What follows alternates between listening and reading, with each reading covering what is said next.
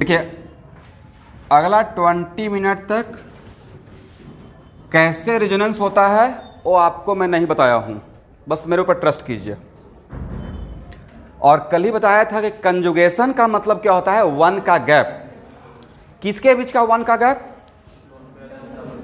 तो दो सिस्टम, मैं क्या बोल रहा हूँ, सिस्टम। तो यहां पे मेरा सिस्टम है लोन पेयर और पाई बॉन्ड। क्या है? लोन पेयर एंड, तो लोन पेयर और पाई बॉन्ड के बीच में कितने का गैप है? That gap can be of single bond और डबल बॉन्ड, राइट। तो ट्रिपल बॉन्ड क्यों नहीं रहेगा? तो ट्रिपल बॉन्ड अगर यहां पे रहता तो 4 बॉन्ड तो बनेगा नहीं, इसे मैं बोल रहा हूं सिंगल बॉन्ड, और बाकी जैसा भी रहेगा डिपेंडिंग अपॉन सिचुएशन। और कल बताए थे ना कि इस नाइट्रोजन का हाइड्रोजन क्या है, sp3 था, sp3, और इसका क्या था, sp2। और यहां देखिए ये लोन पेयर नाइट्रोजन डोनेट कर रहा है और एक कंप्लीट एरो है। तो complete arrow always, complete arrow एक ऐसा ट्रांसपोर्टर है जो always travel with how many electron, इसलिए मैंने 2 इलेक्ट्रॉन दिया। और नेचुरली जो बॉन्ड बनता है तो उसमें 1 बॉन्ड बनाने के लिए कितना इलेक्ट्रॉन आपको चाहिए? 2। इसका मतलब है कार्बन और नाइट्रोजन के बीच में जो 2 बॉन्ड बनेगा वो दोनों इलेक्ट्रॉन नाइट्रोजन दे रहा है। तो किसको प्रॉफिट हो गया? किस कार्बन को? इस कार्बन को कितने इलेक्ट्रॉन का? 2 का या 1 का? इसको बॉन्ड बनाने के लिए शेयरिंग में एक ही तरह था ना, उसको पहले नाइट्रोजन दिया तो 1 इलेक्ट्रॉन का प्रॉफिट हो गया। नाइट्रोजन को कितने इलेक्ट्रॉन का लॉस हो गया? 2 या 1? दिया है 2, बट एक खुद के बदले दिया है, राइट। एक बॉन्ड बनाने में इसका एक ड्यूटी बनता था देने का, तो इसका 1 इलेक्ट्रॉन का लॉस हुआ, इसको 1 इलेक्ट्रॉन का प्रॉफिट हुआ। बट सर अगर यहाँ पे बॉन्ड बनेगा तो कार्बन बिकम्स पेंटावेलेंट, जो कि पॉसिबल नहीं है। कार्बन ऑलवेज टेट्रावेलेंट ना, अगर रहेगा तो मैक्सिमम कितना रहेगा? टेट्रावेलेंट। अगर यहाँ पे बॉन्ड बन गया तो डबल बॉन्ड एक हाइड्रोजन, कार्बन के पास 5 बॉन्ड बन जाएगा। तो कार्बन अपना टेट्रावेलेंसी को बचाने के लिए क्या करेगा? करेक्ट। और यहाँ पे कितना इलेक्ट्रॉन? 2 इलेक्ट्रॉन है, राइट। इस 2 इलेक्ट्रॉन में एक इस कार्बन का था, एक इस कार्बन का था। 2 इलेक्ट्रॉन में एक इस कार्बन का था और एक इस कार्बन का, बट दोनों इलेक्ट्रॉन एक कार्बन अपने ऊपर ले लिया, करेक्ट। तो इस एरो के वजह से इस कार्बन को कितने इलेक्ट्रॉन का लॉस हो गया? 1। और इस एरो की वजह से इस कार्बन को कितने इलेक्ट्रॉन का प्रॉफिट हो गया? तो नो लॉस नो प्रॉफिट। एक का इधर से प्रॉफिट हो रहा है, एक का इधर से लॉस हो रहा है, तो नो लॉस। तो जब नो लॉस नो प्रॉफिट तो इस कार्बन पे चार्ज क्या रहेगा? 0। इस कार्बन को कितने इलेक्ट्रॉन का प्रॉफिट? 1। तो इस पे क्या रहेगा? -1 यूनिट निगेटिव चार्ज। 1 इलेक्ट्रॉन का प्रॉफिट का मतलब 1 यूनिट निगेटिव चार्ज। बट ये दोनों इलेक्ट्रॉन, ये क्या रहा है? 1 इलेक्ट्रॉन आ रहा है या 2 इलेक्ट्रॉन आ रहा है? ये दोनों इलेक्ट्रॉन पहले से पेयर में था, राइट, बॉन्ड पेयर था। बाद में इस कार्बन पे आएगा तो बन जाएगा लोन पेयर। बॉन्ड से खत्म हो गया, बट पेयरिंग इसका ब्रेक हुआ क्या? नहीं हुआ। तो यहां पे ओवरऑल इस दोनों एरो से किसको प्रॉफिट हुआ, किसको लॉस हुआ? सर नाइट्रोजन को लॉस हुआ, इस कार्बन को no profit no loss.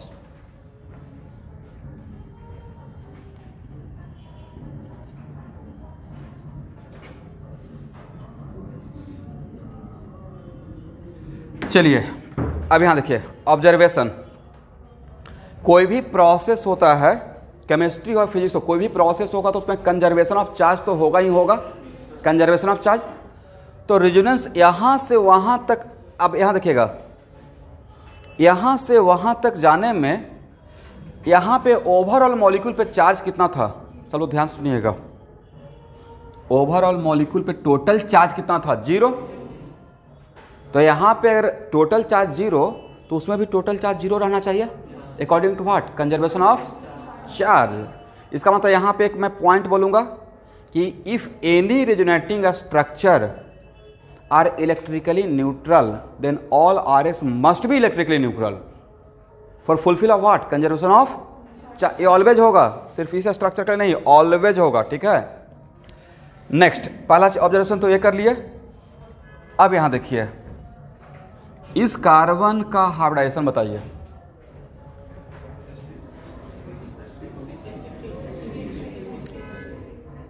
Coordination number है 3 और लोन पेयर है 1, तो स्टेरिक नंबर हो गया 4। तो now it becomes what, sp3। इस नाइट्रोजन का हाइब्रिडेशन बताइए। कोऑर्डिनेशन नंबर 3, लोन पेयर अब है क्या नाइट्रोजन के पास, या वो बॉन्डिंग में चला गया? बॉन्डिंग में चला गया, इतना तो आप देख ही चुके हैं। तो इसका क्या रहेगा? ओके, इसका मतलब यहां पे एक पॉइंट ए बनेगा कि hybridization also changes the state, sorry, resonance process also changes a state of hybridization, right. इसको sp3 से sp2 बना दिया और इसको sp2 से sp3 बना दिया। करेक्ट, 2 ऑब्जर्वेशन हो गया।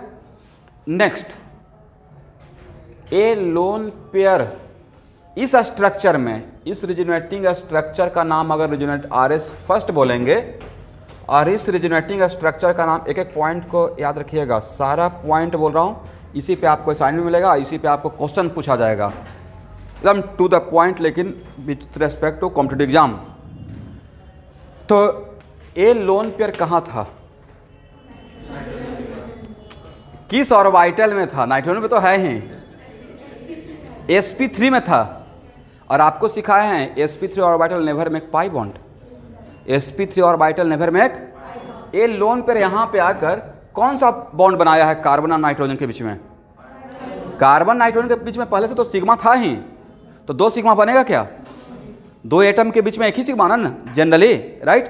तो यहां पे पहले से सिग्मा था, अब ये सिंगल बॉन्ड से डबल बॉन्ड हो गया, तो जो एक्स्ट्रा जो सेकेंड बॉन्ड बना है वो सिग्मा रहेगा या पाई रहेगा? तो सर ये तो पाई बॉन्ड यहाँ पे ये लोन पेयर यहाँ पे आकर पाई बॉन्ड बनाया, राइट। क्या बनाया? बट ये लोन पेयर तो sp3 में था, और we know that hybrid orbital never make pi bond, proof किए हैं आप में, राइट। ये कैसे हो गया? इंटरेस्टिंग है ना। यहाँ पे लॉजिकली मैं स्ट्रांग हूँ और आप लोग को कंफ्यूज कर दिया, मतलब मैं तो स्ट्रांग हूँ। तो एक्चुअल में देखिए, ध्यान से देखिएगा, एक किसका सेफ है? sp3 ऑर्बिटल का, राइट। इसको मान लेते हैं कि यहाँ पे एक रिंग मान लीजिए, ऐसा कोई एक खिलौना है, गुब्बारा ही मान लीजिए, राइट। और यहाँ पे एक रिंग लगा के रखे हैं काठ का। अब ये इसको ऐसे पुल कीजिएगा, पुल तो कर सकते हैं, पुल कीजिएगा तो एक टाइम ऐसा आएगा कि सर ऐसे हो जाएगा, दोनों तरफ इक्वल साइज हो जाएगा, राइट। और जब इक्वल साइज हो जाएगा तो ये किसका शेप हो गया? Pure P. ये था sp3, अब क्या हो गया? ऐसा होता है। इसका प्रॉपर प्रूफ है, ये पढ़ाऊंगा आइसोमेरिज्म में, जिसका नाम रहेगा पिरामिडल इन्वर्सन, अम्ब्रेला इफेक्ट। मतलब ऐसा होता है। इसका मतलब ये हुआ कि सर लोन पेयर जब तक रेजोनेंस में नहीं था तब तक वो sp3 ऑर्बिटल में था। Eight the time of resonance वो sp3 से प्योर पी में चला गया। तो कहीं दूसरे का प्योर पी में नहीं चला गया, वो अपने ही sp3 को प्योर पी बना लिया। वो अपने ही sp3 को क्या बना लिया? प्योर पी बना लिया है। ये भी बहुत इंटरेस्टिंग है। क्वेश्चन अगर पूछा जाएगा तो इसमें 1% बच्चे सिर्फ जवाब दे पाएंगे, क्योंकि वो दिस लोन पेयर इस स्ट्रक्चर में, ये ऑब्जेक्टिव रहेगा जो मैं असाइनमेंट दूंगा ना, इसमें इस RS में पूछा जाएगा कि इस RS में lone pair present in which orbital, तो आपको आंसर देना है sp3। सेकेंड क्वेश्चन का type, at the time of resonance lone pair shifted from where to where, तो at the time of resonance इसको पाई बॉन्ड बनाना है, तो shifted from sp3 to pure P, sp2 या pure P. Reason behind it, hybrid orbital never make pi bond, तो इसको pure P बनना ही पड़ेगा, राइट। तो लिखिए, इसके बाद ऑब्जर्वेशन, यहां से हम लोग क्या क्या सीखे?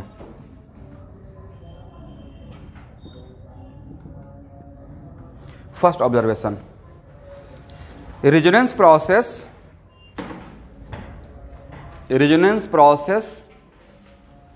also change a state of hybridization. Resonance process also change a state of hybridization.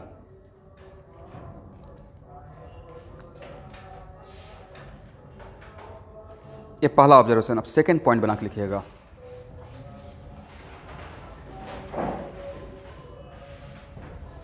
लिखिए,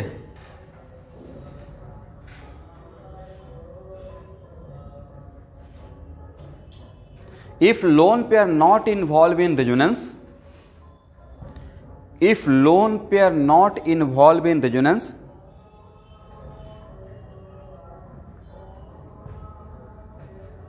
then in general it prefer to occupy hybrid orbital. Then in general it prefer to occupy hybrid orbital.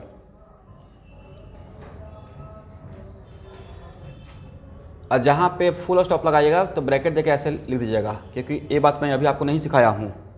मैंने क्या बोला कि lone pair जब तक resonance में नहीं है तब तक इन जनरल कहाँ पे रहना पसंद करेगा, प्योर में या हाइब्रिड में। ये हम लोग जानते हैं कि स्टेरिक नंबर में लिखते हैं, बट एक्चुअली उसका कुछ तो रीजन रहा होगा, इसलिए वहाँ पे साइन ऑफ इंट्यूशन डाल दीजिए। इसका मैं आंसर दूंगा, ठीक है। एक और पॉइंट लिखिए, at the in this example, जो एग्जाम्पल को लेकर हम लोग बात कर रहे हैं, in this example at the time of resonance, in this example at the time of resonance, lone pair shifted from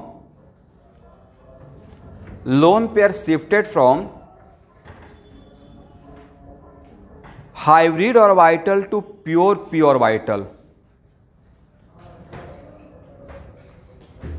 Hybrid orbital to pure p orbital, because we know that hybrid orbital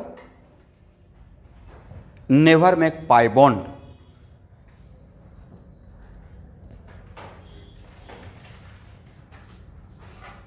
एक और point लिखिए, if any RS is electrically neutral, if any RS is electrically neutral, then all RS must be electrically neutral.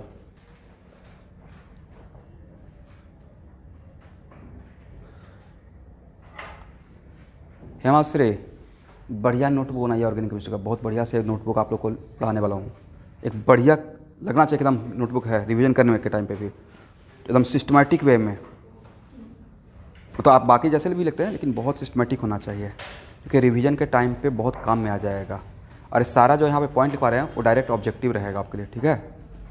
हाँ बोलिए student. हाँ मैं कर रहा हूँ। If any R S is electrically neutral, if any R S is electrically neutral, then all R S must be electrically neutral. बोलिए ऐसा मैंने क्यों बोला, किसको सेटिस्फाई करने के लिए, फॉर कंजर्वेशन ऑफ चार्ज। अगर एरो के इस तरफ टोटल चार्ज जीरो है तो एरो के इस तरफ भी तो टोटल चार्ज जीरो रहेगा, क्योंकि बाहर से तो कोई आ नहीं रहा है। तो ये देखिए ओवरऑल इस पे टोटल चार्ज कितना, जीरो। तो ओवरऑल इस पे भी टोटल चार्ज क्या है, जीरो है। नो डाउट मॉलिक्यूल के अंदर चार्ज का पोलराइजेशन हुआ, सेपरेशन हुआ, बट टोटल चार्ज क्या है, जीरो। उसी में continue. At the same time resonance hybrid is also electrically neutral.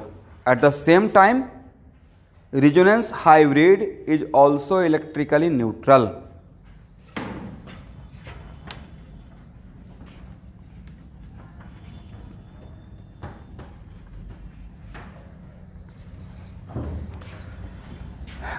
अब यहां देखिए,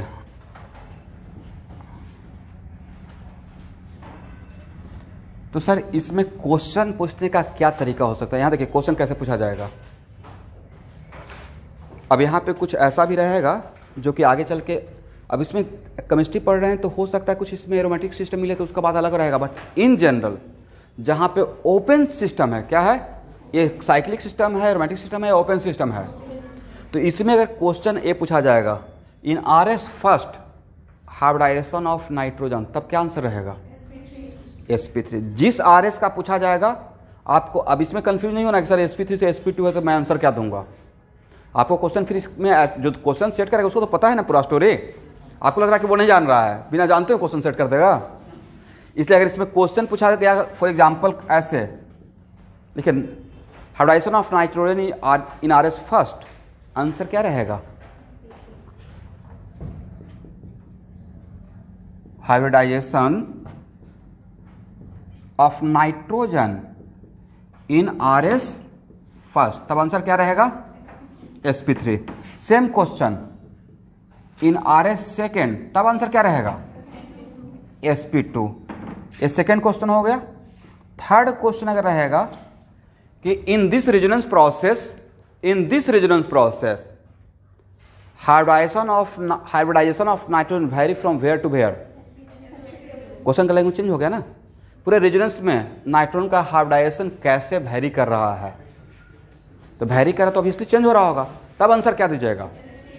sp3 से लिखिए in this resonance process hybridization of nitrogen vary from, मतलब जैसा क्वेश्चन का लैंग्वेज रहेगा वैसा आंसर दिया जाएगा, ठीक है। तब आंसर रहेगा sp3 से sp2 एंड वाइस वर्सा। इसका मतलब बिल्कुल कंफ्यूजन क्लियर हो गया। अगर हाइब्रिडेशन पूछा जाएगा तो प्रॉपर अगर रेजोनेंस हो रहा है तो उस स्ट्रक्चर में पूछा जाएगा। कहां पूछा जाएगा? स्ट्रक्चर में। रेजोनेंस हाइब्रिड में तो पूछा नहीं जाएगा। अब next question, sir resonance hybrid में पूछा जाएगा तब क्या आंसर देंगे? तो रेजोनेंस हाइब्रिड में सिर्फ एक ही आरएस का कैरेक्टर होता है या ऑल आरएस का उसमें कंट्रीब्यूशन रहता है? तो रेजोनेंस हाइब्रिड में पूछा जाएगा तो आपको दोनों बात बोलना पड़ेगा, सर sp3 का कैरेक्टर भी रहेगा और sp2 का भी रहेगा, sp3 as well as sp2। For example कल हम लोग बैक बॉन्डिंग देख रहे थे, NSIH3, तो नहीं था कि उस सिलिकॉन का एक्चुअली इनिशियल क्या था, सिलिकॉन का इसलिए sp3 था, बट sp2 भी हो गया था बैक बॉन्डिंग से। तो ओवरऑल इसका हाइब्रिड में दोनों कैरेक्टर रहेगा, sp3 भी रहेगा और sp2 भी रहेगा।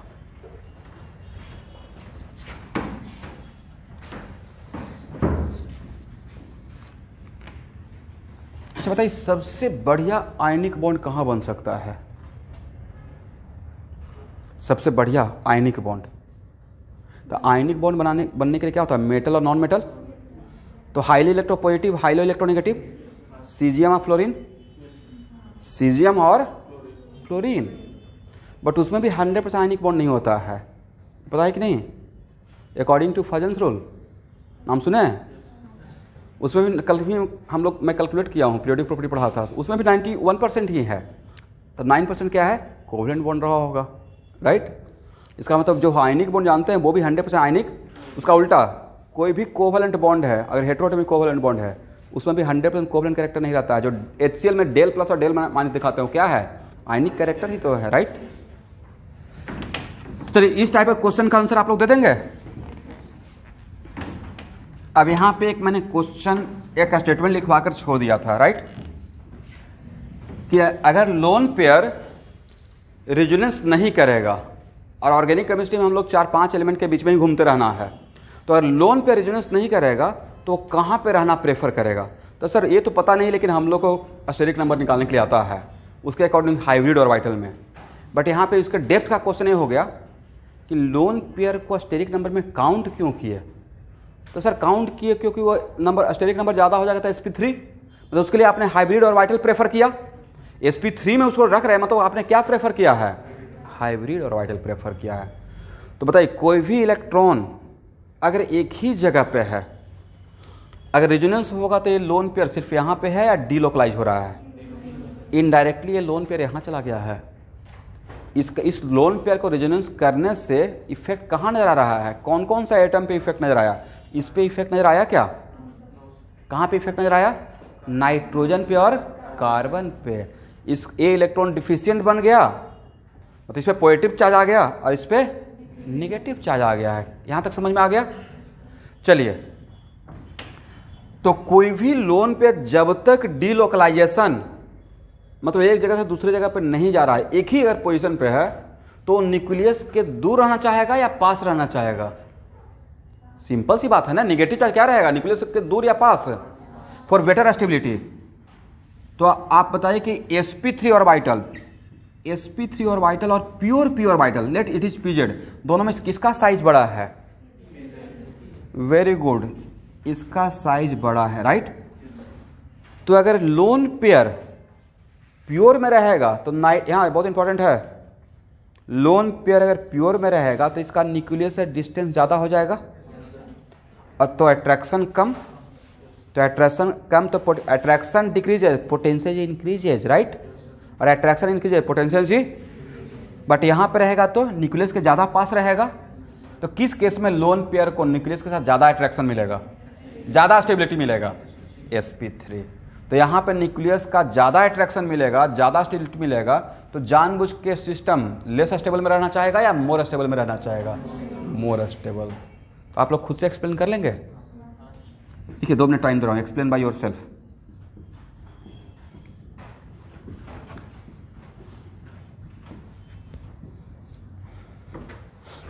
खुद से मैंने जो यहाँ पे समझाया उसको एक्सप्लेन कीजिए तो लैंग्वेज में।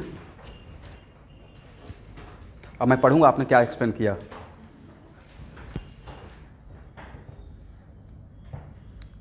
जो भी लैंग्वेज बन पाता है बस आप उस चीज़ को समझ पाएँ, ठीक है।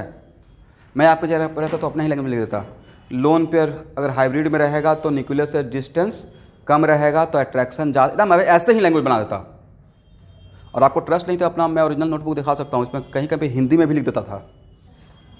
लोन पेयर अगर हाइब्रिड और वाइटर में रहेगा तो उसका न्यूक्लियस के साथ अट्रैक्शन ज़्यादा बनेगा तो स्टेबिलिटी ज़्यादा होगा, बट लोन पेयर अगर प्योर पी में रहेगा तो उसका न्यूक्लियस से डिस्टेंस ज़्यादा होगा तो उसका अट्रैक्शन कम रहेगा न्यूक्लियस के साथ तो स्टेबिलिटी कम होगा। तो कोई भी सिस्टम लेस स्टेबल बन के रहना चाहेगा या मोर स्टेबल, मोर स्टेबल। ये बहुत डेप्थ का बात था बट बहुत आसान भाषा में आपको मैंने समझा दिया।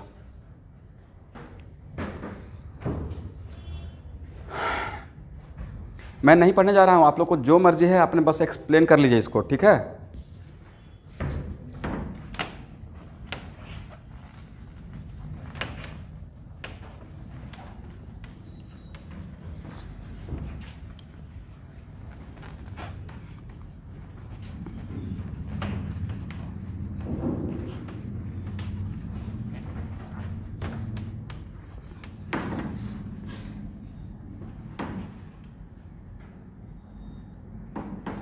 मैंने तो ये बोला ही नहीं कि कंजुगेशन में ट्रिपल बॉन्ड नहीं होगा, मैंने बोला कि 4 बॉन्ड नहीं बनाएंगे, ठीक है। Plus let me finish the topic. जब मैं जिस दिन मैं बोलूँगा कि रेजोनेंस खत्म कर लिया तो मुझे लगता है कि शायद ही 1-8% आपका कन्फ्यूजन बचेगा, इसलिए मुझे पहले पढ़ाने दीजिए।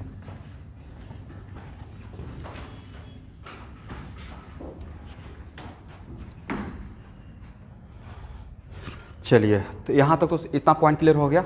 यहाँ पे क्या क्या सीखे, रेजोनेंस क्या चेंज करता है, स्टेट ऑफ हाइब्रिडाइजेशन, करेक्ट। और क्या होता है,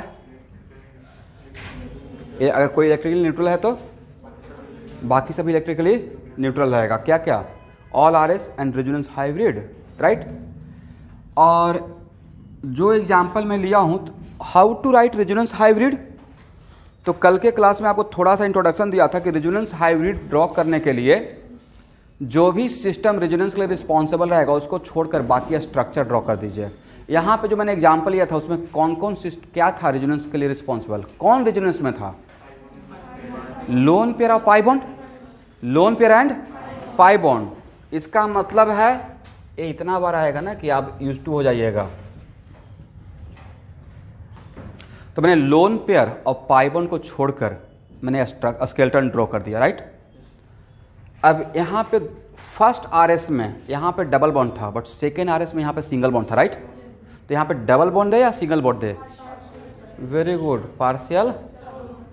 यहाँ पे फर्स्ट आरएस में यहाँ पे सिंगल बॉन्ड था बट सेकेंड आरएस में यहाँ पे डबल बॉन्ड, दोनों के बीच का क्या हो जाएगा, फर्स्ट आरएस में यहाँ पे 0 चार्ज था बट सेकेंड आरएस में यहाँ पे 1 यूनिट पॉजिटिव चार्ज, तो बीच का कैरेक्टर 0 या +1 यूनिट या दोनों के बीच का, तो यहाँ पे डेल प्लस। और फर्स्ट आरएस में यहाँ पे 0 चार्ज था, सेकेंड आरएस में यहाँ पे 1 यूनिट निगेटिव चार्ज था, तो क्या दे। तो मुझे नहीं पता है कि इस पे क्या रहेगा, तो मैंने जानबूझकर डेल डैश माइनस दे दिया। लेकिन अब यहाँ पे जस्ट जो पढ़ाए थे उसके अकॉर्डिंग इसका मैग्नीट्यूड और इसका मैग्नीट्यूड सेम रहेगा या डिफरेंट रहेगा, और डिफरेंट रहेगा तो क्यों डिफरेंट रहेगा, और सेम रहेगा तो क्यों सेम रहेगा। तो सर अभी तो आपने पढ़ाया कि कोई भी मैंने ये नहीं बोला कि resonance hybrid is always electrically neutral, right. मैंने बोला कि कोई अगर एक RS इलेक्ट्रिकली न्यूट्रल है तब resonance hybrid is also electrically neutral. तो जो मेरा ऑल RS यहाँ पे क्या था, इलेक्ट्रिकली न्यूट्रल, तो ये रेजोनेंस हाइब्रिड भी तो इलेक्ट्रिकली न्यूट्रल ही रहेगा, क्योंकि रेजोनेंस हाइब्रिड क्या है, किसका रिप्रेजेंटेटिव है, सारे RS का यहाँ पे कंट्रीब्यूशन है। तो ऑल RS टोटल चार्ज 0 0 0, तो रेजोनेंस हाइब्रिड भी तो टोटल चार्ज 0 ही रहना पड़ेगा, राइट। दैट्स वाई यहाँ पे del dash minus must be equal to what, del plus. समझ गए? देखिए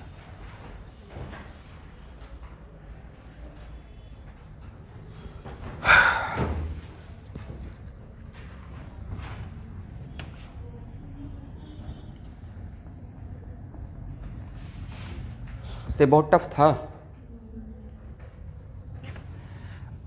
अब यहां देखिए सर, आप पहले से बोल के रखे हैं कि रेजोनेंस बहुत कमाल का चीज़ है, रिएक्शन में इससे आपको बहुत हेल्प होगा। कैसे हेल्प होगा? तो देखिए ऐसे हेल्प होगा। एक मैं डेमो दे रहा हूँ रिएक्शन का, पढ़ा नहीं रहा हूँ।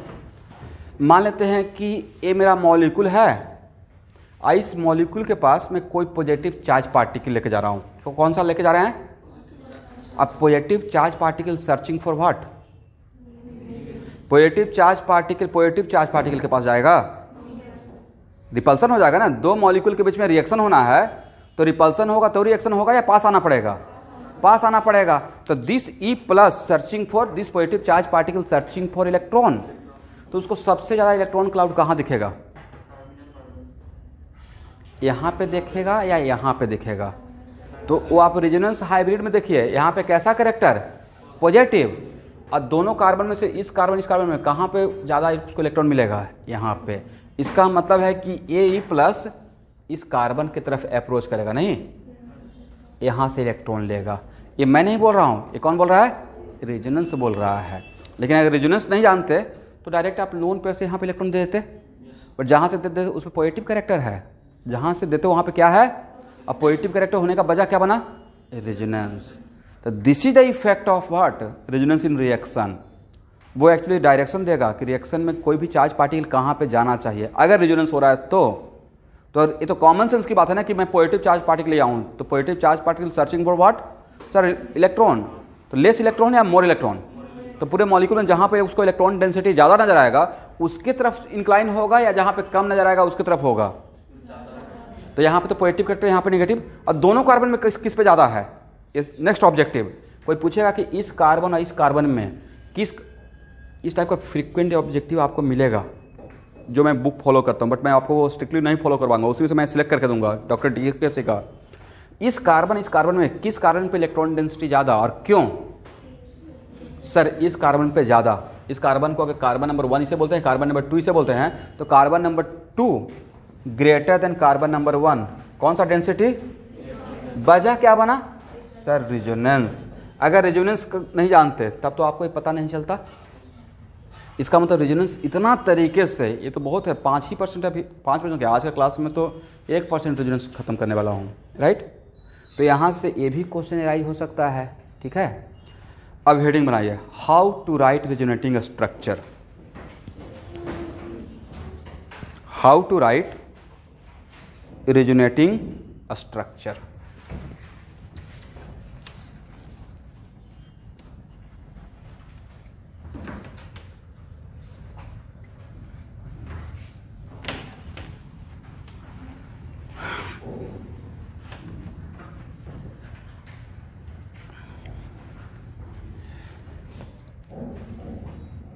अब हम लोग how to write resonating structure में केस बनाने से पहले कुछ की पॉइंट देखते हैं, ठीक है स्टूडेंट।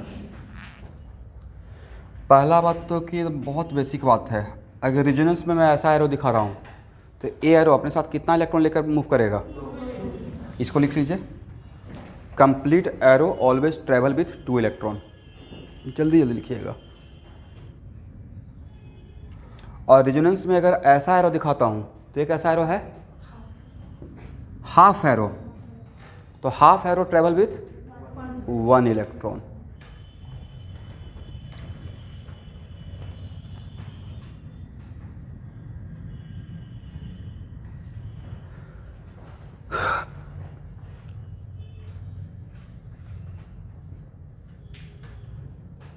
यहां देखिए, पॉइंट टू बी नोटेड, ये सब मेरा ऑब्जर्वेशन है, ठीक है। ऐसा कहीं पे आपको लिखा हुआ नहीं मिलेगा कि हाँ ऐसा कहीं पे आपको थ्योरी मिल रहा है। अगर रेजोनेंस में 2 एरो इन्वॉल्व है, इसको लिख लेंगे यहाँ पे, पहले समझ लीजिए। If 2 complete arrow involve in resonance, तो एक एरो का डायरेक्शन अगर लेफ्ट टू राइट है तो दूसरे एरो का भी डायरेक्शन लेफ्ट टू राइट ही रहेगा, बिकॉज रेजोनेंस में कोई लेता है तो कोई देगा। अगर ए यहाँ से, ए क्या है, यहाँ से ले रहा है तो इसे कहीं से मिलना चाहिए। इसका मतलब रेजोनेंस में if 2 arrow involve in resonance then direction of both arrow should be same. तो आप बोल सकते हैं सर ऐसा भी तो हो सकता है, बिल्कुल ऐसा हो सकता है, राइट। ये अगर ऐसे तो दूसरा भी कैसे रहेगा, ऐसे रहेगा। क्यों और कैसे बाद में लिखिए। If 2 arrow involve in resonance, if 2 arrow involve in resonance then direction of both arrows should be same.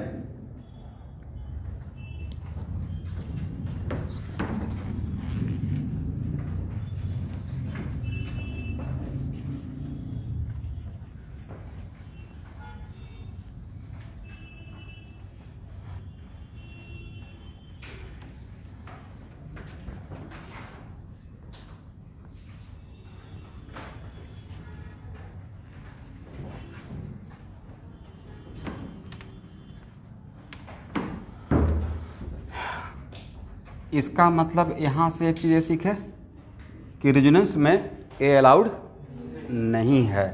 ऐसा नहीं कि एक ही जगह से ए ले रहा है ए भी ले रहा है, राइट। इसका मतलब रेजोनेंस में कभी भी दोनों एरो का डायरेक्शन अपोजिट नहीं रहेगा। तो सर ऐसा, तो यहाँ पे देखिए दोनों एरो का डायरेक्शन सेम है, यहाँ पे भी दोनों एरो का डायरेक्शन अपोजिट, यहाँ भी दोनों एरो का डायरेक्शन अपोजिट। तो ये दोनों आज के बाद रेजोनेंस में अलाउड। सिर्फ अभी के लिए याद रख रहे हैं या बाद में भी याद रखिएगा, ठीक है।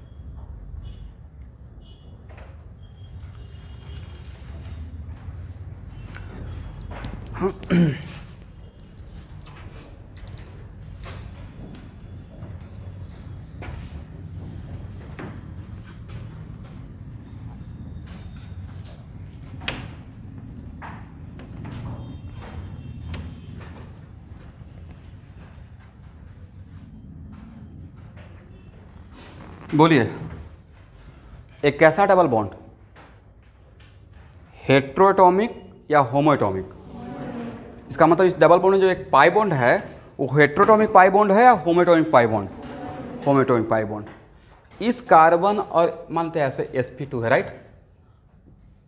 ए भी sp2 ए भी sp2, और तब पूछेंगे इस कार्बन इस नेगेटिविटी ज़्यादा सेम है, राइट।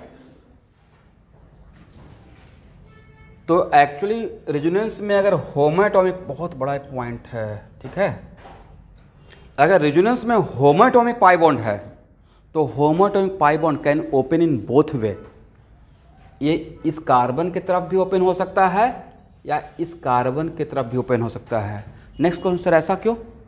अब किधर ओपन होगा डिपेंडिंग अपॉन सिचुएशन, बट दोनों तरफ ये ओपन हो सकता है। ओनली वन साइड या both side? Both side, right. जानते नहीं एक सब्जी में बिलाही होता है टमाटर, हर सब्जी मिक्स कर देते हैं। पटल का बना रहे हैं उसमें भी डाल दीजिए, टेस्ट आ जाएगा। फूलगोभी का मौसम है तो उसमें भी डाल दीजिए, टेस्ट आ जाएगा। मतलब टमाटर, हम लोग बोलते हैं ना टमाटर टाइप आदमी है, राइट। हर जगह मिक्स हो जाता है। सेम सिचुएशन है, होमोएटॉमिक पाई बॉन्ड है। इसका खुद का कोई डिसीजन बहुत बड़ा चीज़ है। इससे आप इतना सारा क्वेश्चन का आंसर दीजिएगा जहाँ से मैं सोच रहा हूँ, मतलब आपका लाइफ आसान बना देगा। जो रेजोनेंस वगैरह पजल है ना, ये एकदम में जो मेरिक इफेक्ट तक आपको हेल्प करेगा। इतना बड़ा चीज़ है।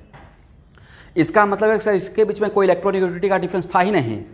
इसका मतलब चार्ज का पोलराइजेशन नहीं है।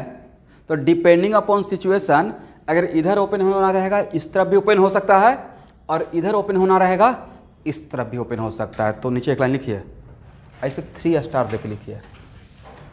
इन रेजोनेंस होमोएटॉमिक पाई बॉन्ड, होमोएटॉमिक को 2 बार अंडरलाइन कर दीजिएगा। In resonance homoatomic pi bond, online student कभी कभी आप लोग भी हाँ ना बोलते रहिए। In resonance homoatomic pi bond can open in both way. In resonance homoatomic pi bond can open in both वे।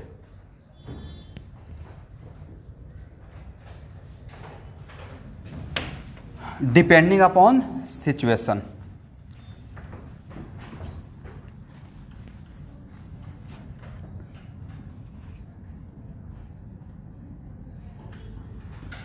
बोलिए, एक कैसा पाई बॉन्ड, होमोएटॉमिक या heteroatomic?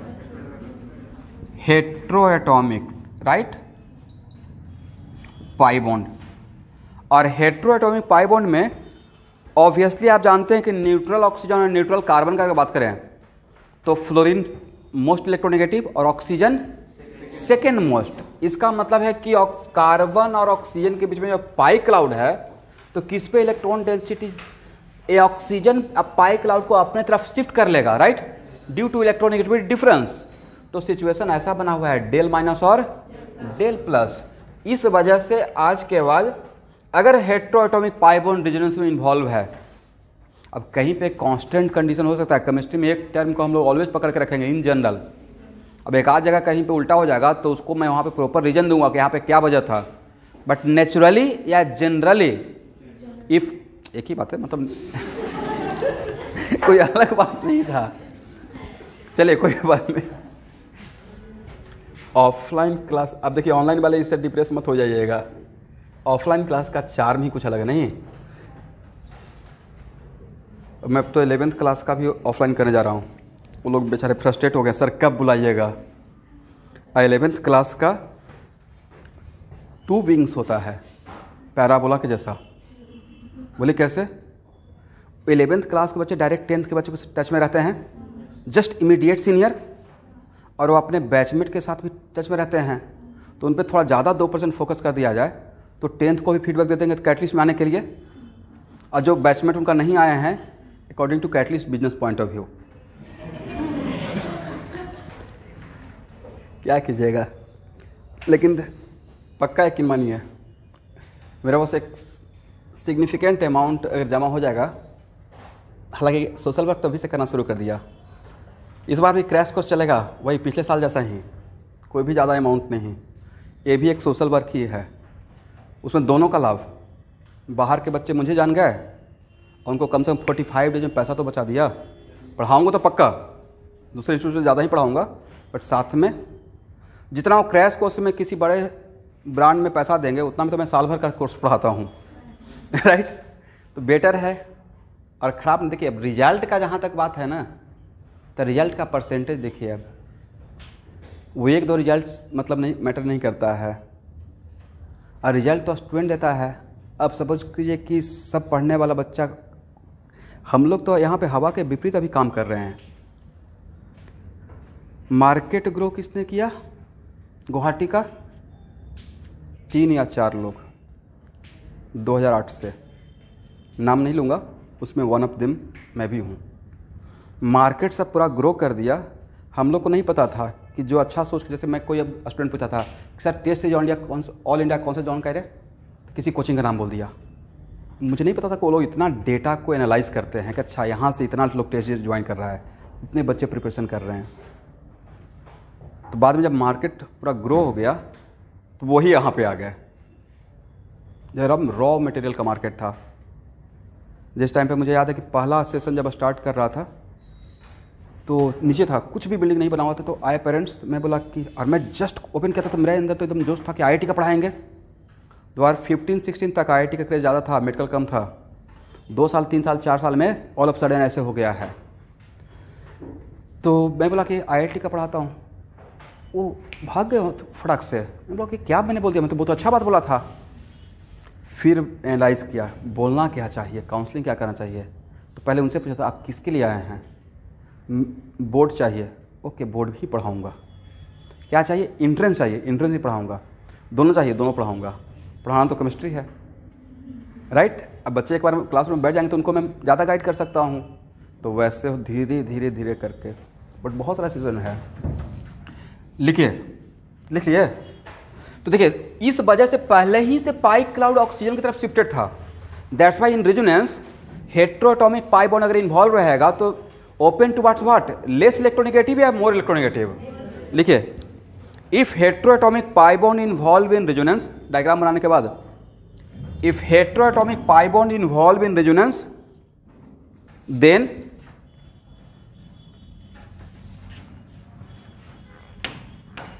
heteroatomic pi bond open towards more electronegative element, then heteroatomic pi bond open towards more electronegative element. और ये बात आप लिख भी रहे हैं, लेकिन मैं पक्का है कि इनके साथ कहता हूँ कि रेजोनेटिंग आंसर में आप मिस्टेक कीजिएगा, लेकिन बी केयरफुल। मैं वहाँ पे फिर से आपको रिमाइंड करूँगा। इसका मतलब अगर रेजोनेंस में है तो कैसे ओपन होगा? टुवार्ड्स लेस इलेक्ट्रोनेगेटिव, कार्बन की तरफ या ऑक्सीजन की तरफ? ऑक्सीजन की तरफ, याद रहेगा। अब चलिए नेक्स्ट एनालिसिस। अब पूरा रेजोनेंस का यहां ध्यान सुनिएगा।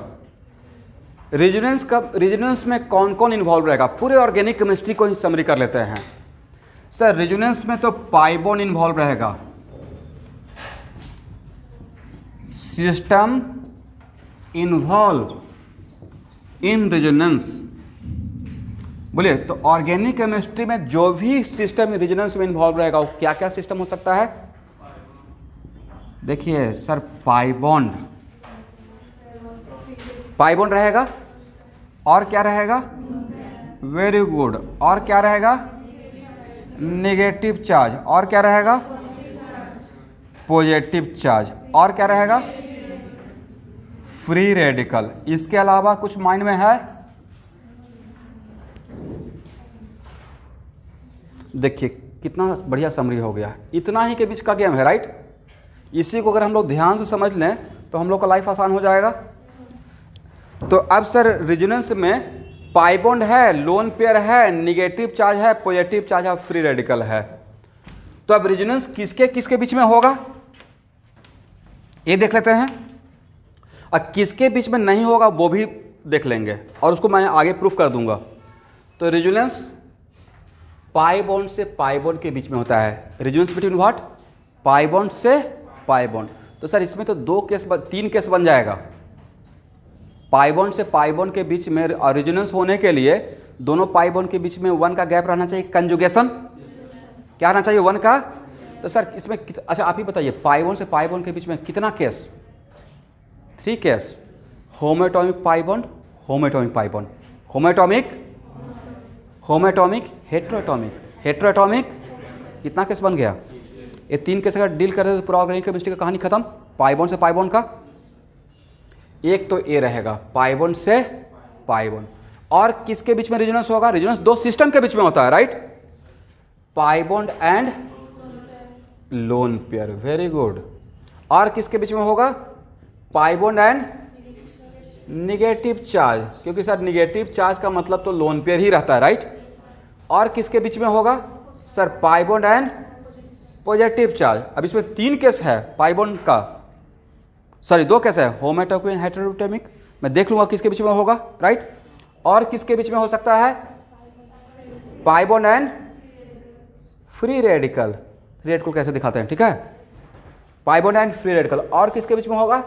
सर पॉजिटिव चार्ज और निगेटिव चार्ज, ये भी आपस में रेजोनेंस करता है। Positive charge and negative charge जो दे रहे हैं वो कंक्लूजन है, ठीक है? मतलब पजल होना ही नहीं है। पहले हम लोग देख रहे हैं किसके किसके बीच में होगा, कैसे होगा ये नहीं बताए हैं, इसके बीच में अभी जस्ट होना है। तो इन सब सिस्टम के बीच में रेजोनेंस होता है। अब यहां देखिए किसके बीच में रेजोनेंस नहीं होगा? नॉट इन्वॉल्व इन रेजोनेंस, या रेजोनेंस नॉट पॉसिबल। यहां पे लिखिए रेजोनेंस पॉसिबल, और यहां पे रेजोनेंस नॉट पॉसिबल। तो आज के बाद लोन पेयर, और इसको मैं प्रॉपर प्रूफ करूंगा, आज के बाद लोन पेयर और लोन पेयर के बीच में रेजोनेंस नहीं होगा, राइट? निगेटिव चार्ज और लोन पेयर के बीच में रेजोनेंस नहीं होगा। बोले क्यों? ये तो लॉजिक हो गया ना, लोन पेयर के बीच नहीं होगा तो निगेटिव चार्ज भी तो काइंड ऑफ लोन पेयर, ये तो यहां से ही आंसर मिल गया था। और निगेटिव चार्ज और निगेटिव चार्ज के बीच में रेजोनेंस नहीं सोचेंगे। अब पॉजिटिव चार्ज और पॉजिटिव चार्ज के बीच में भी रेजोनेंस, ये तो ऐसा भी लॉजिक था, पॉजिटिव चार्ज है तो इलेक्ट्रॉन है क्या उसके पास, रेजोनेंस का इलेक्ट्रॉन तो देना पड़ेगा, रहना पड़ेगा, राइट। तो इतना के बीच में हम लोग रेजोनेंस नहीं इमेजिन करेंगे। एक और भी है बट वो कहीं और इन्वॉल्व हो चुका है, उसको आगे देखेंगे। तो यहाँ पे कुछ की कौन कौन सा की पॉइंट देखे, ये सारा की हम लोग का एरो का डायरेक्शन सेम रहना चाहिए। तो जितना भी मैंने की पॉइंट लिखवाया सबको एक बार रिवीजन कीजिए। लोन पेयर और पॉजिटिव चार्ज के बीच में भी होगा, लिखे हैं नहीं लिखे हैं? हाँ, लोन पेयर और पॉजिटिव चार्ज के बीच में रेजोनेंस होगा, बिल्कुल होगा, लिख लीजिए। सॉरी, हाँ होगा होगा होगा, lone pair and positive charge. अब इन सब को आपको रटने का रिक्वायरमेंट नहीं, बस एक बार देख लीजिए, क्योंकि जब रेजोनेटिंग स्ट्रक्चर ड्रॉ करना शुरू करेंगे तो यूज टू हो जाइएगा।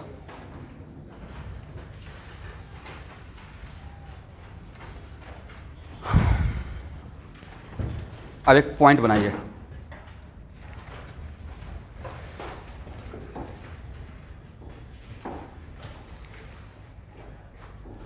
फॉर द रेजोनेंस प्रोसेस, उस लाइन को छोड़कर, for the resonance process 2 points have to be evaluated. For the resonance process 2 points have to be evaluated. 2 points have to be evaluated. First, direction of flow of electron in resonance. Direction of flow of electron in resonance. And second, which atoms are participating in resonance? Which atoms are participating in resonance? मतलब resonance process, resonance करने के लिए हम लोग को 2 बातों को ख्याल रखना है। कौन कौन सा 2 पॉइंट? रेजोनेंस में इलेक्ट्रॉन का फ्लो का डायरेक्शन क्या है, राइट। और दूसरा, रेजोनेंस कौन कौन सा एटम के बीच में हो रहा है, करेक्ट। कौन कौन सा एटम उस रेजोनेंस के में पार्टिसिपेट कर रहा है।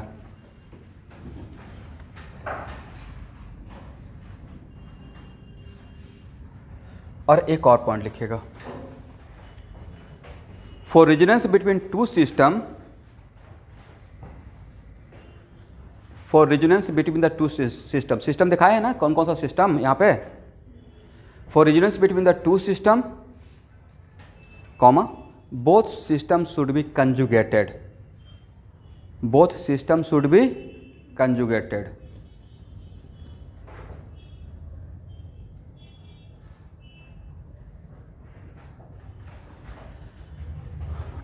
एक बात बताइए तो, what is the meaning of conjugation? 1 का gap. But conjugation, is it conjugation का मतलब एडजेसेंट सिर्फ होना चाहिए? कोई पूछेगा कंजुगेशन जो टर्म है, is it depend on distance? It does not depend on. तो मैंने एडजेसेंट नहीं बोला, मैंने क्या बोला? कंजुगेशन, ठीक है। अब ये बाद में आपको लेकर आऊंगा। अब पहला पॉइंट लिखिए, different case. Case first, if pi bond conjugated with pi bond, if pi bond conjugated with pi bond, तो बोले इस केस में कितना केस इन्वॉल्व है? पाई bond conjugated with pi bond, उसमें 3 सिचुएशन ना, वो तीनों को देखना पड़ेगा। ये लिखिए, if homoatomic pi bond conjugated with homoatomic pi bond, if homoatomic pi bond conjugated with homoatomic pi bond। अब देखिए तो स्टूडेंट, ये मैंने एग्जांपल आपको समझाने के लिए लिया है। दोनों डबल बॉन्ड के बीच में कितने का गैप है? 1 का गैप है। इसको ऐसे पढ़ते हैं double bond, single bond, double bond. तो क्या यहाँ पे बोल सकते हैं कि both pi bond are conjugated, both pi bond are conjugated. लिखते जाइएगा जो भी बोर्ड पे लिखते हैं। यहाँ से एक्चुअली में आपने ऑर्गेनिक शुरू किया, नोमेनक्लेचर में क्या था, वो तो कन्वेंशन है ना, वो जानना जरूरी था, उसके बिना काम नहीं चलता। तो पहला बात तो कंजुगेशन में है, इसको मैं प्रॉपर प्रूफ करूंगा कि क्यों कंजुगेशन होना जरूरी है। बोलिए ए पाई बॉन्ड किधर ओपन हो सकता है, इस कार्बन की तरफ या इस कार्बन की तरफ? सर इसका तो दोनों तरफ है क्योंकि अभी जस्ट लिखे हैं, लेकिन अगर ए पाई बॉन्ड इधर ओपन हुआ तो इसको किधर ओपन होना पड़ेगा, क्योंकि रेजोनेंस में दोनों एरो का डायरेक्शन जस्ट अपोजिट या सेम होता है। तो अगर this pi bond open towards this carbon तो this pi bond must open towards this carbon. इसका मतलब, लेकिन अब उसका उल्टा, अगर ये इधर ओपन हुआ तो ओके, इसका मतलब सर यहाँ पे ये है कि if homoatomic pi bond conjugated with homoatomic pi bond then direction of flow of electron from both side, मतलब इलेक्ट्रॉन का फ्लो रेजोनेंस में इधर भी होगा और इधर भी होगा। यहाँ से यहाँ भी जाना पड़ेगा और यहाँ से यहाँ भी आना पड़ेगा। लेकिन अगर ये नहीं जानते तो लॉस ऑफ रूट हो जाता, नहीं समझे, आरएस कम मिलता। आप एक ही डायरेक्शन जानते रहते हैं तो टोटल नंबर ऑफ आरएस अगर ऑब्जेक्टिव में पूछा जाता तो मानते सिर्फ एक किए या एक किए, तो अगर एक करेंगे तो टोटल आरएस निकालते, एक करते तो टोटल आरएस, बट हम लोग को तो दोनों करके टोटल आरएस निकालना पड़ेगा क्योंकि आज के बाद रूल बन गया। देन लिखिए एक पॉइंट ऐसे दिखाकर, in this cash flow of electron in both side, both side मतलब लेफ्ट टू राइट भी करेंगे और राइट टू लेफ्ट भी करेंगे। कोई लॉजिक पूछेगा तो आंसर तो दे दीजिएगा ना। इसे मेन की पॉइंट क्या था, होमोएटॉमिक पाई बॉन्ड का रहना, और homoatomic pi bond open towards only one way या बोथ वे, बोथ वे। चलिए अब ड्रॉ करते हैं। और प्लीज़ जो बिल्कुल बिगिनर हैं, जो आज तक रेजोनेटिंग स्ट्रक्चर में सिर्फ बेंजीन का एनसीईआरटी से देख के आए हैं, वो ज़्यादा ध्यान दीजिएगा, क्योंकि रेजोनेटिंग स्ट्रक्चर आपको ड्रॉ करने के लिए आ गया तो पूरा ऑर्गेनिक केमिस्ट्री में सिखा दूंगा। एकदम फ्री हैंड होना पड़ेगा, मतलब आपको फील होना चाहिए कि सच में इलेक्ट्रॉन उछल कर जा रहा है, जंप कर रहा है, यही हो रहा है ना। तो यहाँ देखिए, इसको मैं यहाँ लाया, कहाँ लाया, ध्यान से देखिएगा, कहाँ, इस कार्बन पे नहीं, इसको मैं कहाँ लेकर आया, यहाँ लेकर आया। तो इसको कहाँ लेकर जाए, यहाँ कार्बन पे ऐसे। तो बोले इस एरो से, पॉइंट टू बी नोटेड, इस एरो से किस कार्बन को लॉस हो रहा है, इस कार्बन को लॉस हो रहा है क्या, इस कार्बन को कितने इलेक्ट्रॉन का, 1 इलेक्ट्रॉन का। और इस एरो से इस कार्बन को, बोलिए सर, प्रॉफिट कितने इलेक्ट्रॉन का, और इस एरो से लॉस कितने इलेक्ट्रॉन का। तो what about this carbon, no profit no loss. और इसको 1 इलेक्ट्रॉन का प्रॉफिट हो गया, इसका मतलब प्लस यहाँ पे रहेगा और माइनस यहाँ पे रहेगा।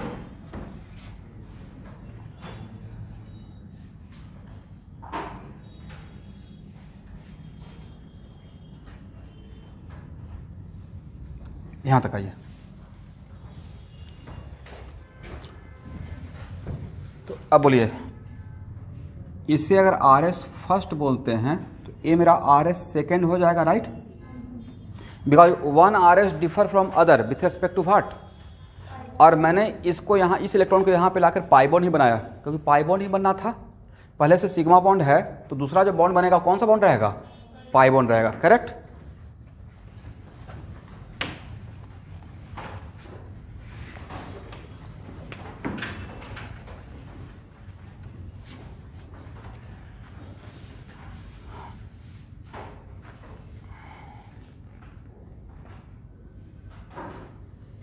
अब ऐसे भी तो होगा, तो अब ऊपर से या नीचे से, कहीं से भी कर सकते हैं, बहुत छोटा छोटा बात है, मतलब ऐसा नहीं कि सर ऐसा ही करना चाहिए था, एक ही बात है, ठीक है। अब थोड़ा बढ़िया दिखाने के लिए ऐसे भी कर सकते दीजिए कभी कभी। ये जितना भी मैं ऐसे छोटा छोटा बात बोलते रहता हूँ ना, इसका मतलब इतना बात मेरा कन्फ्यूजन था अपने टाइम का, और जो मैं अपना कन्फ्यूजन क्लियर किया तो मैं सोचता हूँ कि वो सारा बात आपको ट्रांसफ़र कर दूँ। इस प्रोसेस में मैं बहुत बार डॉक्टर DKC से डांट खाया हूँ।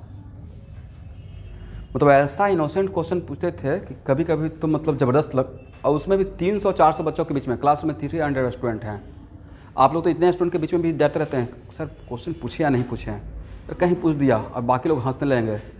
कुछ नहीं होगा, ऑल आर, सबके लिए मैं लेवलिंग सॉल्वेंट हूँ, सबका लेवल यहाँ पे सेम ही है, तो फ़र्क क्या पड़ता है।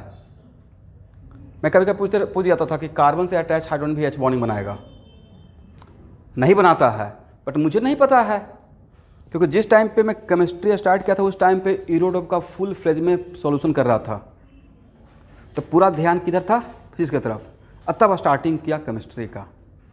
और आप जानते ही हैं 9th या 10th क्लास तक हम लोग केमिस्ट्री को रटते हैं, समझते नहीं हैं। आप समझे हैं, मैं तो पक्का रट गया था। सिर्फ समझते हैं मैथ, फिजिक्स भी रट जाते हैं, ऊपर जा रहा है तो -G, नीचे आ रहा है तो +G, और कंजर्वेशन ऑफ मैकेनिकल एनर्जी रट गया, डेरिवेशन वर्क एनर्जी में होता क्या समझे ही नहीं है। मेरा तो यही हाल था, मैथमेटिक्स बहुत ज़बरदस्त था, अब फिजिक्स केमिस्ट्री जैसे सब लोग पढ़ते हैं। तो P लेटर से, फिजिक्स का P लेटर, आप लोग तो कम कॉन्वेंट में पढ़े और मेट्रो में रहे हैं तो कम से कम पता है कि वेक्टर को वेक्टर बोलते हैं, वेक्टर को सदिश राशि बोलते हैं, पता है। हिंदी मीडियम वाले से पूछिए या जो असमीज मीडियम से हैं, वेक्टर मतलब सदिश राशि, स्केलर मतलब अदिश राशि। त्वरण, एक्सेलरेशन, वेग, वेलोसिटी, कार्य, बल, ऊर्जा, उसके बाद अम्ल, एसिड, अम्ल राज, किंग ऑफ एसिड, क्षार, बेस। मतलब अगर हिंदी मीडियम में पढ़ाने के लिए वो दे दिया जाए कितना डिफिकल्ट होगा, राइट। तो वहाँ से मीडियम को चेंज करके, जैसे बहुत लोग आते हैं ना और रोते रहते हैं, सर मेरा मीडियम तो असमीज है। मीडियम मतलब ही नहीं है, कॉन्सेप्ट थोड़े चेंज हो जाएगा। वहाँ पे अगर रेजोनेंस करना है तो उस मीडियम में भी तो रेजोनेंस ऐसे ही करना पड़ेगा, नीचे लैंग्वेज अलग लिखा रहेगा, इसलिए मीडियम कहीं बैरियर है क्या। और लास्टली आप जहाँ के लिए तैयारी कर रहे हो तो वहाँ पे जाकर तो वही मीडियम को फॉलो करना है। ये अपने कंट्री का एक कांस्टेंट कंडीशन है कि अच्छे कॉलेज में आपको इंग्लिश मीडियम थोड़ा जानना पड़ेगा, नहीं तो क्या हाल होता है। फर्स्ट टाइम जब प्रेजेंटेशन में दे रहा था तो आपको मेरे लैंग्वेज से पता चल ही होगा कि मेरा कितना इंग्लिश स्ट्रॉन्ग है, राइट। तो सोचिए कि फर्स्ट टाइम IIT का प्रेजेंटेशन में क्या हाल होता होगा, पैर ऐसे कांप रहा था। और सारे जो फ्रेंड रहते हैं वो कितने मजे लेते हैं बैठकर, और आप प्रेजेंटेशन दे रहे हैं उसमें भी IIT में एकदम प्रोजेक्टर लगा हुआ है लेजर से, और आपका साउथ इंडियन जो प्रोफेसर रहते हैं उनका तो इंग्लिश बहुत अच्छा होता है, अच्छा खासा होता है, वो हिंदी में पूछेंगे ही नहीं। बाद में मुझे पता चला कि मुझे इसमें फंसना ही नहीं चाहिए था, हिंदी और इंग्लिश दोनों मिलाकर जो भी ईजी है उसमें प्रेजेंट करना चाहिए था, क्योंकि मुझे वहाँ पे प्रोफेसर को कॉन्सेप्ट बताना था। बट फिर भी इंग्लिश रहने से तो अच्छा रहता। लेकिन फ़ायदा ये हुआ कि याद करता हूँ फर्स्ट डे और जब लास्ट BTP प्रेजेंटेशन 4 साल में कुछ ना कुछ तो ऐसा बना देता है कि फिर आपका अंदर से एक डर खत्म हो गया। आप पोडियम पे चले गए, पहला बार पढ़ाने के लिए आइएगा ना तो लाइन खींचिएगा तो लाइन ऐसे ना खींच के ऐसे हो जाएगा, क्योंकि जब सामने बच्चे रहेंगे 100 का बैच रहेगा और आप आ गए तो फर्स्ट टाइम सोचिए कैसा लगता होगा। अभी कोई भी क्लास है, आए पढ़ा के चल दिए, थोड़ा बहुत बात कर लिए, पहले बच्चों को अपने तरह एक अकॉर्डिंग ढाल लिए, तो अब हैबिचुएटेड हो गया ना, बैच का बैच पढ़ा लिया। लेकिन फर्स्ट टाइम कैसा होता होगा, क्योंकि अब मैंने समझा लिया कि मुझे एक्टिंग करना है।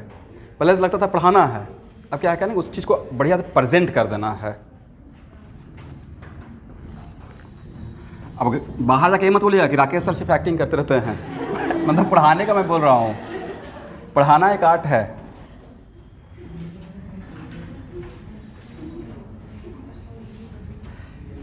ये भी तो होगा, राइट। तो इस केस में इसे लॉस हुआ, इसे प्रॉफिट हुआ। तो बोलिए अब मेरा नेक्स्ट क्वेश्चन, कल बताया था ना कि तो यहां पे कौन कौन सा direction of flow of electron पता चल गया, कौन कौन सा आइटम पार्टिसिपेट कर रहा है, कौन कौन सा आइटम पार्टिसिपेट कर रहा है। टर्मिनल कार्बन, कौन कौन सा आइटम पार्टिसिपेट कर रहा है हिमाश्री, बोलिए। How many atom of carbon participating in resonance? इसका आंसर यहां से, कौन रेजोनेंस में कौन सा सिस्टम इन्वॉल्व है? सर पाई बॉन्ड, पाई बॉन्ड। तो ये जो पाई बॉन्ड था वो सिर्फ इसी कार्बन का था? ये पाई बॉन्ड सिर्फ इस कार्बन का था या दोनों का था? और ये पाई बॉन्ड, कितना बढ़िया कॉन्सेप्ट था, राइट? ये पाई बॉन्ड किसका था? तो जब दोनों कार्बन का है तो आप जो प्रोसेस कर रहे हैं, मतलब कोई चीज, किसी दो फ्रेंड का कोई चीज़ है और आपने किसी को दे दिया, सिर्फ एक ही का दिया या दोनों का हो गया? इसका मतलब मेरा दो ही पॉइंट बताए हैं कि direction of flow of electron and which atoms are participating in resonance. Hydrogen को तो बोलेंगे नहीं, ये पाई बॉन्ड हाइड्रोजन का है क्या? नहीं है। तो ये पाई बॉन्ड किसका था? इस कार्बन का। ये पाई बॉन्ड किसका था? इसका मतलब all carbon atom are participating in resonance. बहुत छोटा बात से बड़ा बात सीख लीजिएगा, ठीक है? इसका मतलब चारों एटम रेजोनेंस में पार्टिसिपेट कर रहा है, करेक्ट? अब बताया था कि जो भी मॉलिक्यूल में रेजोनेंस करना है तो जो भी एटम रेजोनेंस में पार्टिसिपेट करता है उसको फ्रीज करते हैं, फिक्स करते हैं। तो ARS और ARS सेम RS या डिफरेंट RS? क्योंकि इसको मैंने RS सेकेंड बोल दिया। एनीवन जिनको लग रहा है, एक भी पर्सन जो ऑनलाइन में भी है, कि ARS और ARS सेम RS है? मुझे तो ऐसा लग रहा है कि शायद सेम RS है। आप में से किसी को ऑनलाइन में जो है वो बोलिए, this RS and this RS same लग रहा है।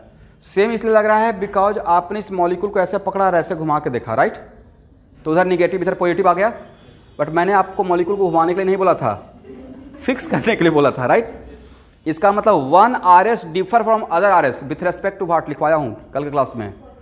One RS differ from other RS with respect to pi bond, also with respect to positive charge, also with respect to negative charge and also with respect to location of lone pair. तो इस molecule में जहां पे positive charge, जहां पे negative charge, क्या वहां पे वहीं पे पॉजिटिव चार्ज है, निगेटिव चार्ज है? उल्टा है, राइट? इसलिए मॉलिक्यूल को ऐसे रोटेट नहीं करना है, मॉलिक्यूल तो फिक्स है, राइट? इसका मतलब इस कार्बन पे, और इसका 1 2 3 4 बोलते हैं, तो इसमें कार्बन नंबर 1 पे निगेटिव है, बट वहां पे कार्बन नंबर 1 पे पॉजिटिव है, और वहां पे कार्बन नंबर 4 पे निगेटिव है, यहां पे कार्बन नंबर 4 पे पॉजिटिव है। तो सेम RS रहा या डिफरेंट RS रहा? डिफरेंट RS रहा। Looks like similar but actually both are not similar, both are not same. Looks like same but it is not same, right? तो इसका second, तो इसका नाम क्या दे देंगे? RS third. इसका नाम ARS और वो RS। तो आपके पास कोई भी पॉइंट ऑफ व्यू है जिससे कि डिफर दिखा सकते हैं? One RS differ from other, इतना सारा विथ रेस्पेक्ट टू था, तो कोई भी विथ रेस्पेक्ट टू यहां पे काम करेगा? नहीं करेगा। तो अगर सेम है तो इसका नाम सेम दे दीजिए, RS first. Then how many resonating structure? 3 रहेगा।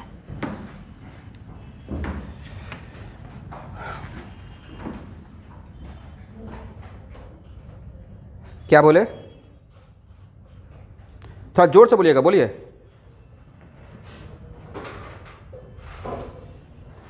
फर्स्ट दोनों को आप डिफर कैसे करेंगे वो बताइए। वन RS एक किसी दूसरे RS से डिफर होता है, पर एक एक लाइन को पढ़कर रेडी रहिएगा।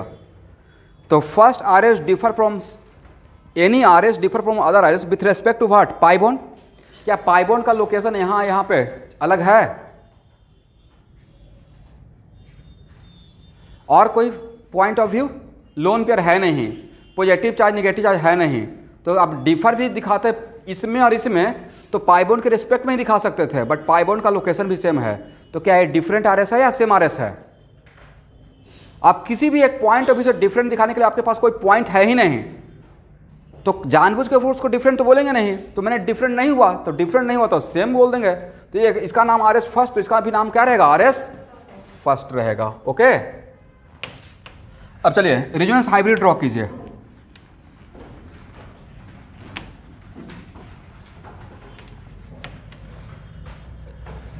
तो रेजोनेंस हाइब्रिड ड्रॉ करने का तरीका क्या था? कभी कभी आप लोग भी बोला कीजिए सर जो रेजोनेंस के लिए रिस्पॉन्सिबल रहेगा उसको छोड़कर स्ट्रक्चर ड्रॉ कर देते हैं, राइट? तो रेजोनेंस के लिए कौन रिस्पॉन्सिबल था? Pi bond. अब यहाँ पे डबल बॉन्ड, यहाँ देखिएगा, यहाँ पे डबल है, यहाँ पे सिंगल है, तो बीच का कैरेक्टर क्या रहेगा? Partial double. यहाँ पे सिंगल, यहाँ पे डबल, बीच का कैरेक्टर? यहाँ पे डबल, यहाँ पे सिंगल, बीच का कैरेक्टर? यहाँ पे जीरो चार्ज, यहाँ पे पॉजिटिव, डेल प्लस, यहाँ पे जीरो चार्ज, यहाँ पे निगेटिव, डेल माइनस। बट एक और स्ट्रक्चर इधर था, मैंने इसको डिलीट कर दिया, राइट। उसमें क्या था कि जीरो चार्ज, उसके बाद निगेटिव। तो आपने सिर्फ इन दोनों के बीच के लिए चार्ज का कैरेक्टर लिखा। अब यहाँ पे एक और जो था फर्स्ट और सेकेंड, उसके बीच में यहाँ पे क्या आया था, निगेटिव, और यहाँ पे क्या आया था, पॉजिटिव। आपको नहीं लगता कि बिल्कुल सिमेट्रिकल सिचुएशन है। तो ये निगेटिव और पॉजिटिव आपस में कैंसिल हो जाएगा, राइट। और ये भी निगेटिव और पॉजिटिव आपस में क्या हो जाएगा, कैंसिल हो जाएगा। अब कोई बोला क्यों सिमेट्रिकल है, तो एक भी पॉइंट ऑफ व्यू से डिफरेंट था। यहाँ पे प्लस, तो इसमें यहाँ पे माइनस था, और कार्बन ही था, राइट। दैट्स वाई पहले आप ऐसे ड्रॉ कर दीजिएगा, लास्ट में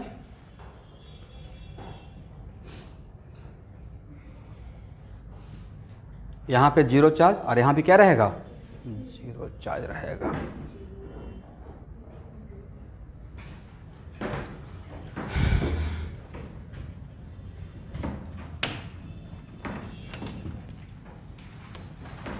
हो गया।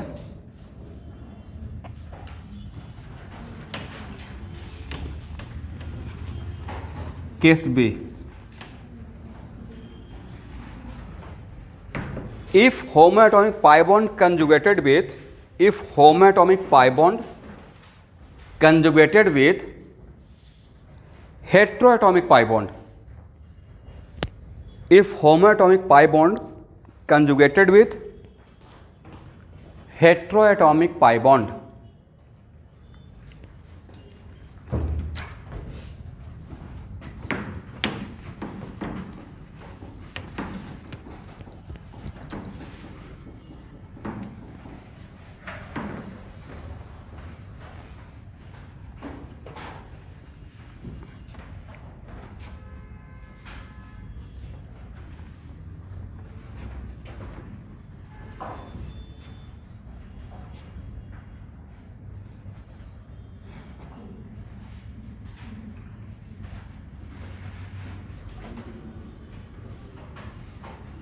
यहां देखिए,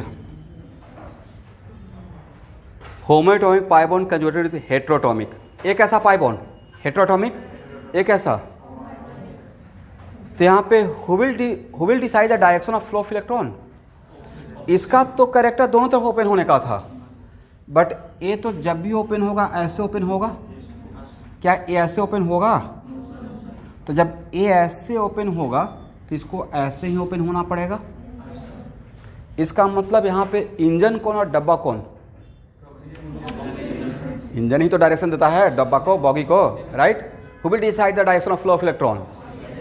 इसका मतलब यहाँ पे ए रहा इंजन और ए रहा डब्बा, ये डिसाइड कर रहा है direction of flow of electron. इसका मतलब यहाँ पे इस तरीके से डायरेक्शन ऑफ फ्लो रेजोनेंस में नहीं करेंगे।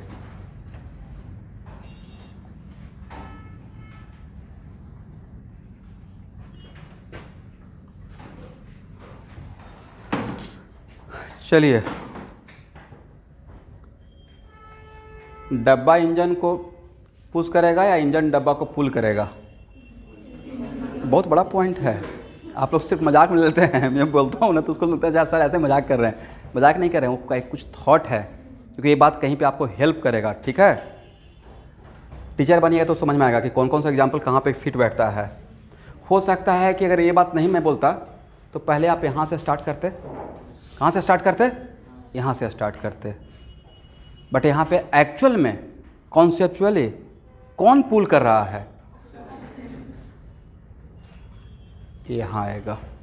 तो सर क्या फ़र्क पड़ेगा? यहाँ पे फ़र्क नज़र नहीं आएगा, आगे फ़र्क नज़र आ जाएगा। ठीक है, तो ये यहाँ, ये कहाँ? यहाँ। तो बोलिए इस एरो से किसको प्रॉफिट हुआ? बोलिए ऑक्सीजन को। और इस एरो से किसको लॉस हुआ? इस कार्बन को। और what about this carbon? No profit no loss.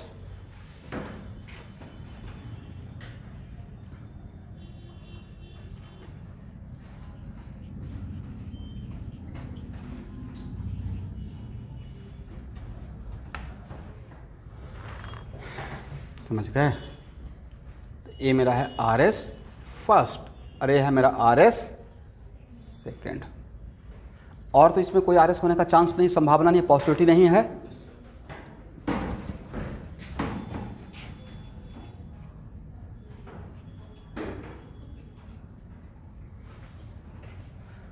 बोलिए, यहाँ पे डबल बॉन्ड, यहाँ पे सिंगल बॉन्ड, बीच का करेक्टर, यहाँ पे सिंगल, यहाँ पे डबल, यहाँ पे डबल, यहाँ पे सिंगल, और यहाँ पे क्या रहेगा, zero charge positive charge, del plus, zero charge negative charge, क्या लिखे हैं, डेल डैश माइनस लिख देते हैं, बाद में प्रूफ कर देंगे कि दोनों का अमाउंट सेम है। बोलिए क्यों, देखिए ARS इलेक्ट्रिकली न्यूट्रल क्या है, तो ए भी तो ओवरऑल न्यूट्रल है, 1 + 1 माइनस ओवरऑल पूरा, तो आपका रेजोनेंस हाइब्रिड भी क्या रहेगा, इलेक्ट्रिकली न्यूट्रल रहेगा। करेक्ट।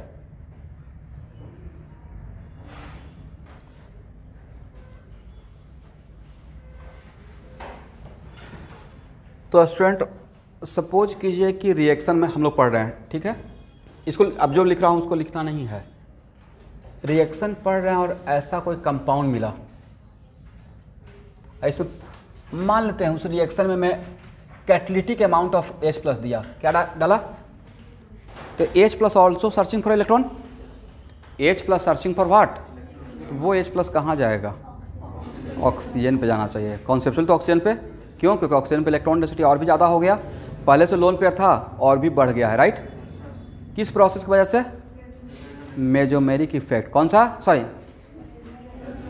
रेजोनेंस, कौन सा प्रोसेस, तो रेजोनेंस जो बोल रहे हैं ना वही आगे चल के मेजोमेरिक इफेक्ट बन जाएगा, घबराने की बात नहीं है, जो रेजोनेंस सीख रहे हैं तो इनडायरेक्टली आप मेजोमेरिक इफेक्ट पढ़ रहे हैं, तो रेजोनेंस हम पढ़ लिए तो मेजोमेरिक इफेक्ट 1 आवर में ख़त्म हो जाएगा, बट रेजोनेंस में टाइम लगेगा minimum 10 hour, more than that, तो कितना भी फास्ट पढ़ाएंगे तो इतना टाइम लगेगा, ऐसे तो आराम से पढ़ाएंगे तो 30 आवर लगेगा, उतना आराम से पढ़ाना नहीं है, टाइम बहुत कम है।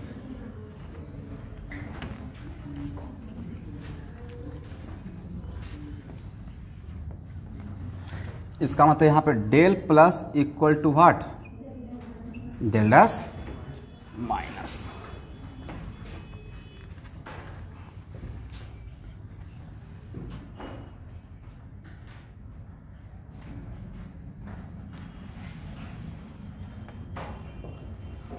आपका साउंड आता नहीं है मानस प्रतिम, थोड़ा सा नेटवर्क देखिए, वो मैं आपको इसके लिए नहीं बोल रहा हूँ, तो नेटवर्क का प्रॉब्लम है, बट आपका साउंड आ नहीं पाता, मैं सुन ही नहीं पाता हूँ एक्चुअली आप क्या बोलना चाहते हैं, फिर से एक बार बोलिए।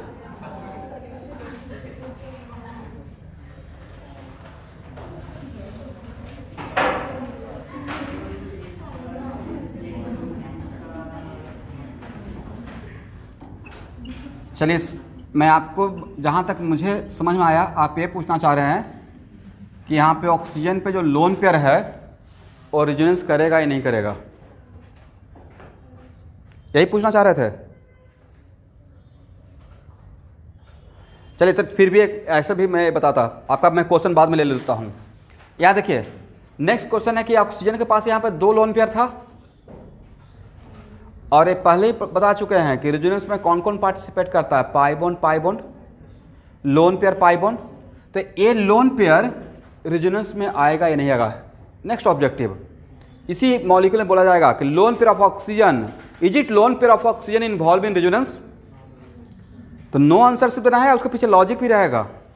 अगर ये ऑक्सीजन का लोन पेयर रेजोनेंस में अगर पार्टिसिपेट नहीं कर रहा है तो वजह क्या है, रीजन क्या है, तो सर ये लोन पेयर इस पाई बॉन्ड के साथ कंजुगेशन में नहीं है, क्योंकि लोन पेयर और पाई बॉन्ड 2 सिस्टम हो गया, उसके बीच में 1 का गैप होना चाहिए था, ये 1 का गैप है या कंटिन्यूअस हो गया, लोन पेयर 1 गैप बोले, लोन पेयर सिंगल बॉन्ड बोल पा रहे हैं या लोन पेयर पाई बॉन्ड बोल दिए, तो 1 का गैप, इसका this lone pair not conjugated with this pi bond, but यहाँ पे तो आपके पास पाई बॉन्ड 2 है, यहाँ भी तो है, तो अब इस लोन पेयर और इस पाई बॉन्ड के बीच में सर 2 का गैप हो गया, 1 गैप यहाँ पे और अनदर गैप यहाँ पे, तो ये लोन इस लोन पेयर इस पाई बॉन्ड के बीच कितना गैप पकड़िए 2 का, बट 1 का गैप कंजुगेशन बोलते हैं, तो 1 का गैप रहेगा तो कंजुगेशन, 2 का गैप रहेगा तो आउट ऑफ कंजुगेशन, और कंटिन्यूअस हो गया तब भी आउट ऑफ कंजुगेशन, इसका मतलब this lone pair not conjugated with any pi bond, तो अगर लोन पेयर कंजुगेशन में है ही नहीं तो क्या रेजोनेंस में इन्वॉल्व होगा, और रेजोनेंस में इन्वॉल्व, एक लाइन लिख लीजिए, lone pair of oxygen in this example, example लिखते रहिएगा साथ साथ, एक ही एग्जाम्पल से काम नहीं चलाना है, एग्जाम्पल लिखिए, ऐसे लोन पेयर इंडिकेट कीजिए। In this example lone pair of oxygen is not participating in resonance because it is not conjugated with any pi bond, because it is not conjugated with any pi bond.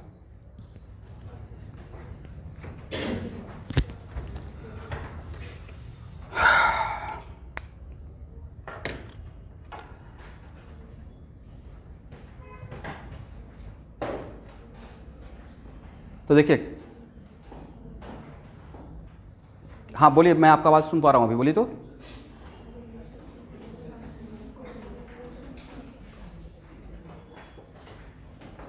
Second carbon जो है उस पे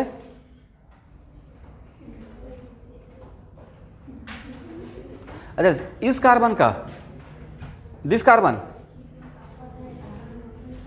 okay. देखिए इनका question ही था कि इस carbon को लॉस हुआ या प्रॉफिट हुआ। यहां देखिए, ये 2 इलेक्ट्रॉन कौन सा कार्बन लेकर मूव किया, ये कार्बन, दोनों इलेक्ट्रॉन किस, यहां पे 2 इलेक्ट्रॉन था, राइट, किसका किसका, एक बहुत इंटरेस्टिंग है, इंपॉर्टेंट भी है, ये 2 इलेक्ट्रॉन था, एक इस कार्बन का, एक इस कार्बन का। तो इसने एक कार्बन अपना दोनों इलेक्ट्रॉन यहां से लिया, बट उस 2 इलेक्ट्रॉन में एक ही इस कार्बन का था और यहां पे आकर दिया, बट यहां जो 1 इलेक्ट्रॉन एक्स्ट्रा जो इस कार्बन का लिया, वो तो इस कार्बन को दे दिया, अपना इलेक्ट्रॉन नहीं दिया, इस कार्बन का इलेक्ट्रॉन इस कार्बन को दे दिया। तो इस खुद के इलेक्ट्रॉन का क्या हुआ, सर खुद का इलेक्ट्रॉन अपने पास ही रखा, राइट, ये बॉन्ड प्रॉपर उठकर यहां आ गया, राइट, ऐसे सोचिए। तो इसके में 2 इलेक्ट्रॉन था, एक इस कार्बन का, इस कार्बन का, इसने दोनों इलेक्ट्रॉन लिया, तो उसमें एक 1 ऑफ द इलेक्ट्रॉन इस कार्बन का आ गया और वो इस कार्बन को दे दिया, क्योंकि इस एरो से इस कार्बन को प्रॉफिट हुआ। तो खुद का इलेक्ट्रॉन दिया या इस कार्बन का इलेक्ट्रॉन दिया, तो खुद का इलेक्ट्रॉन तो वहां पे बस अपने बदले। इस तरफ भी इसने 1 इलेक्ट्रॉन का शेयरिंग किया था, यहां भी जो बॉन्ड बना उसमें 2 इलेक्ट्रॉन आया, एक तो इसका और एक ये जो एक्स्ट्रा आया वो किसका, इस कार्बन का आया, राइट। तो इस कार्बन को क्या हुआ, obviously sir no profit no loss, ठीक है। तो इसी क्लास को मैं कल यहाँ से ही प्रोसीड करूँगा। अभी रेजोनेंस का क्लास बिल्कुल भी मतलब बहुत इमरजेंसी रहेगा तो मिस कीजिएगा, क्योंकि पूरे ऑर्गेनिक केमिस्ट्री का एक बैकबोन है और बहुत छोटा छोटा बात बताते हुए आगे निकलूँगा। मतलब अभी तक जो आप रेजोनेंस जानते हैं, जो लोग पढ़े हुए हैं एक बार मुझसे वो तो जानते ही हैं, बट बाकी लोग के लिए हर एक चीज़ नया रहेगा, क्योंकि आप ड्रॉ किए हैं बट उसको समझकर ड्रॉ नहीं किए, बस ऐसे ड्रॉ करना चाहिए इसलिए ड्रॉ कर लिए हैं, राइट। चलिए आज के लिए इतना ही, थैंक यू।